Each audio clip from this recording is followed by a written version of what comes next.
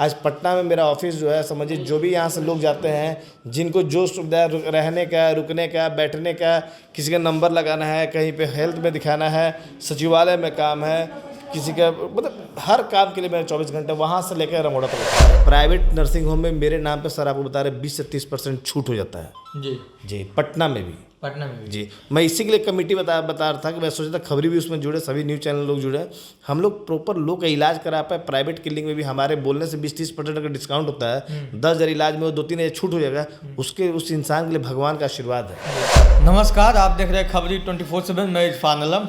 अभी हमारे साथ समाज सेवी राहुल श्रीवास्तव जी हैं। ये वही राहुल श्रीवास्तव जी हैं जो कि चुनाव के समय में बहुत सारे लोगों को मदद किए थे। किसी के दुख में काम आए थे तो किसी के आर्थिक मदद में काम आए थे। तो आज ये फिर हमारे कैमरे में मौजूद है और इनसे कुछ बात करेंगे और आज इनसे कुछ चर्चा करेंगे। और आपको एक बात बता दें, आज ये जो चर्चा होगी, आज ये जो इंटरव्यू हो रहा है, ये बहुत दिलचस्प हो रहा है। आप लोग पूरा वीडियो को देखिएगा, स्किप मत कीजिएगा। तो आइए राहुल जी से बात करते हैं। सबसे पहले तो सर आपका बहुत बहुत स्वागत है। बहुत बहुत धन्यवाद।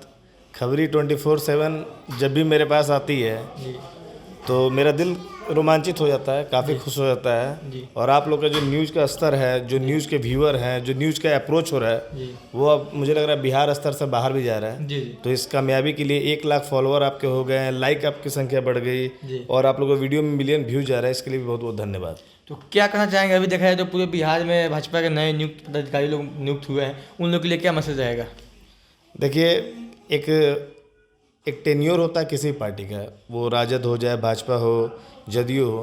तो जब प्रदेश अध्यक्ष अभी हमारे सांसद संजय जायसवाल जी थे, वो गए, उनके बाद आए हैं सम्राट चौधरी। तो फिर न्यू टीम की गठन हुई है सभी जिला में, जो भी हमारे जिला स्तर पे हैं और जिला से मंडल स्तर तक के भी सभी पदाधिकारी। उसके बाद जितना हमारा मोर्चा है, सभी मोर्चे में अभी हमारा अधिकारी है का बदलाव हुआ है। तो उसमें आप लोगों ने देखा होगा कि अभी हमारे जो वरुण सिंह थे, जिलाध्यक्ष थे रक्सौल के, अब उनके बदले अशोक पांडे जी आए हैं, जो कि निस्वार्थ भाव से 40 साल से सेवा कर रहे हैं, जनसंघ से सेवा करते हुए आ रहे हैं और अभी भाजपा कर रहे हैं। उसके बाद हमें कल 4 तारीख के डेट में सभी मंडल में गठन हुआ है, पुनः गठन हुआ है। तो जिसमें हम लोग रामगढ़वा पूर्वी मंडल में आते हैं। संयोग से रामगढ़वा में 2 मंडल है। एक पूर्वी मंडल में पहले प्रमोद कुशवाहा जी हुआ करते थे अध्यक्ष।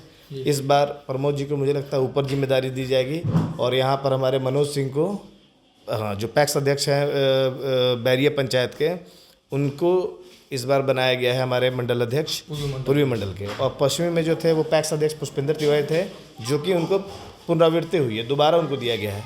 अब मुझे ये उम्मीद है कि मनोज भैया हमारे लगते हैं, उनके नेतृत्व में, उनके अध्यक्षता में पूर्वी मंडल में हमारी जो भाजपा की जो शाख पिछले कुछ दिनों में अगर कम हुई है, तो वो निश्चित तौर पे जो आगामी चुनाव है, आगामी समय जो आने वाले हैं, उसमें मजबूत रूप से निखरेगी और आप लोग को इसका रिजल्ट दिखाई देगा। तो ये विस्तार जो हुआ है भाजपा का, ये विस्तार आने वाले 2024 के चुनाव में बदलाव कुछ होगा? नहीं, विस्तार रोटेशन वाला है। वो 3 साल में तो विस्तार होता ही है। तो 3 साल संयोग से इस बार 2023 में हुआ और 2024 में, तो निश्चित तौर पे जब भी आपको ही नेतृत्व दिया जाएगा किसी चीज़ का, तो आप अपने इनोवेटिव जो आइडिया है आपके पास, पर्सपेक्टिव व्यू है, उससे आप काम कीजिएगा। वैसे ही जो भी मंडल अध्यक्ष बनते हैं, जिला अध्यक्ष बनते हैं या आपको प्रदेश में अध्यक्ष बनते हैं, वो चाहते हैं कि जो अभी तक काम हुआ उसमें और कुछ बेहतर ढंग से हम लोग काम करें और बेहतर ढंग से हम पार्टी के बूथ स्तर तक मेहनत करें, हम घर घर तक मेहनत करें, हम पार्टी में कार्यकर्ता की संख्या बढ़ाएं, हम पार्टी के प्रति लोगों के रुझान बताएं, देश के हित में जो भी गवर्नमेंट की स्कीम चल रही है उसकी सूचना लोगों तक दें। ये मेन मुद्दा होता है कि लोगों तक को जागरूक करना और लोग उस पार्टी के लिए जोड़ना। जी, तो लोगों का एक सवाल है आपके ऊपर, अच्छा, कि अभी आप क्षेत्र में कहीं नहीं दिखाई दे रहा है, आखिर क्यों? देखिए, एक समय सीमा होता है सभी चीज़ का। मान लीजिए कि क्षेत्र में मैं किसी पार्टी के हित में या किसी पार्टी के विरोध में राजनीति में नहीं आया था। जब कोरोना काल था, जब जिस समय में राशन की कमी हो रही थी, जिस समय में इलाज का दिक्कत हो रहा था, आप तो इरफान जी सब देखे हैं, चाहे यहाँ पे इंटरसिटी की मांग हो या कोई भी हम लोग काम करते थे, तो उसमें जनहित का मुद्दा रहता था। जनहित का मुद्दा का मतलब ये हुआ कि हम लोग को लोगों की सेवा करनी थी और लोगों को डायरेक्ट जोड़ना था। तो शुरू में क्या होता है कि आपके पास अप्रोच लाइन नहीं रहता है, लोग आपको पहचानते नहीं है, तो आपको लोगों तक जाना रहता है। अब उस समय में हमने लोगों की सेवा की। अब क्या है कि आप अभी भी जानिए कि जो भी हॉस्पिटल में इलाज हो रहा है या कहीं पे ब्लॉक में कोई काम है, किसी को बीडीओ साहब से काम है, किसी को सीओ से काम है, किसी को अस्पताल में काम है, कहीं एम्बुलेंस का दिक्कत है, कहीं पे कोई भी, तो 24 घंटा मैं उन लोगों की सेवा में रहता हूँ। प्रत्यक्ष रूप से इसलिए नहीं रह पाता हूँ कि मैंने आपने इंटरव्यू चला के अपनी कंपनी डाली हुई है, बिहार सरकार में एफिलेटेड है, अभी बिहार सरकार का बहुत सारे हम लोग कॉन्ट्रैक्ट का काम कर रहे हैं, तो उसके वजह से थोड़ा समय हमारे पास कम रहता है, क्योंकि करने वाला एक मैं ही हूँ। ठीक है, मेरी माँ भी यहाँ पर अकेले रहती है, मेरी पत्नी जो है वो शिक्षिका हैं, उनके पास भी मैं समय नहीं दे पाता हूँ क्योंकि काम में व्यस्त रहता हूँ। तो इन सब चीज़ को मिला कर फिर अपने क्षेत्र में जब भी मेरे पास समय होता है मैं आता हूँ, तो लोग की जो भी समस्याएं हैं उनका उसका निदान करता हूँ। चुनाव के समय में देखा जाए तो बहुत सारे कैंडिडेट लोग, प्रत्याशी लोग अपने आप को समाजसेवी बता रहे थे, वो लोग अभी कहीं नजर नहीं आ रहा है, इसको लेकर क्या कहना चाहेंगे? देखिए, अब आपने मेरे ऊपर भी आरोप लगाया कि आप नहीं दिखाई देते हैं, तो अब किसी के ऊपर आरोप की बात नहीं है। चुनाव देखिए, जो इंसान जहाँ पर अगर अपने आप को समाजसेवी का है, जो लोग जहाँ पर भी हैं वो लोग अपने सेवा कर ही रहे होंगे। मैं किसी के ऊपर टिक्का टिप्पणी व्यक्तिगत नहीं करता हूँ। मतलब देखिए, अगर मैं प्रत्यक्ष रूप से उस फील्ड में नहीं दिखाई दे रहा हूँ तो मुझे किसी को खोजने का हक भी नहीं है। मैं अपना क्या बेहतर कर रहा हूँ, मुझे लोग के लिए मैं क्या बेहतर कर पा रहा हूँ, आप जनता से पूछिए, या कोई पंचायत जहाँ से मुझे कोई मतलब नहीं किसने मुझे समर्थन दिया, सहयोग दिया, वोट दे नहीं दिया। आज कोई कहीं से भी हमको खोजता है, कहीं भी पूछता है। आज पटना में मेरा ऑफिस जो है, समझिए जो भी यहाँ से लोग जाते हैं, जिनको जो सुविधा रहने का, रुकने का, बैठने का, किसी का नंबर लगाना है, कहीं पे हेल्थ में दिखाना है, सचिवालय में काम है, किसी का मतलब हर काम के लिए मैं 24 घंटे वहाँ से लेकर रमोड़ा तक होते हैं। यानी समय कम है, लेकिन आपके पास जो पहले के जो आपके पास जो समाज सेवा करने का जज्बा है वो आज भी है। जी, अभी नंबर जब हमने दिया, हम तो कोई फ़ोन बंद नहीं किए। हाँ, यही संजोग है कि मेरा कोई व्यापार या कोई मेरा काम का जो क्षेत्र है रमगढ़वा में आर्थिक रूप से नहीं है, इसके वजह से नहीं रहना होता। लेकिन हम जब भी रहेंगे, चूँकि मेरा यहाँ लगाव है, मेरा घर है, मेरा सब कुछ है, तो यहाँ आना जाना हमारा लगा रहेगा। तो मेरी एक ही सोच है कि हम जब भी रहें लोग के संपर्क में रहें, चाहे कहीं आगजनी होता है, कहीं एक्सीडेंट होता है, कहीं पे कुछ भी आकस्मिक होता है, वो सब चीज़ों के लिए मैं कंटिन्यू हूँ, उसके लिए मैं कभी पीछे नहीं हटूंगा इरफान जी। और ये मैं खबरी के माध्यम से अपने दर्शक दीर्घा लोग को और आप सभी लोग बताना चाहता हूँ कि जब भी कोई समस्या है, नंबर सभी लोगों के पास होगा, नहीं होगा मेरे पास मैसेंजर पर ले लेंगे, लेकिन हम लोग सहयोग करेंगे, शुरू से हैं और अंत में भी रहेंगे। कभी ये नहीं सोचना कि इसके पीछे कोई राजनीतिकरण ही मेरा मकसद है। लेकिन देखा जाए तो हम चुनाव के समय से मिला रहे हैं, आपके जो सोशल मीडिया पर भी काफ़ी पकड़ है, कोई भी आप पोस्ट डालते हैं उस पर कमेंट और लाइक का बौछार होता है, तो सोशल मीडिया पर इतना पकड़ आपने बनाया कैसे? अब देखिए, अब खबरी 24/7 जब आई न्यूज़ चैनल, तो शुरू में मैं उस समय खबरी से जुड़ा हूँ जिस समय खबरी के 500 लोग लाइक किए थे और ये थे फॉलोअर थे। आज खबरी 1 लाख पे आ गया। खबरी में कुछ तो ग्राउंड रिपोर्टिंग किए हैं, जिसमें आप करते हैं, वो पांडे जी करते हैं, वो गौतम करते हैं, या जो भी लोग टीम है। आखिर आप लोग भी तो वहाँ से नीचे से लेकर आए हैं।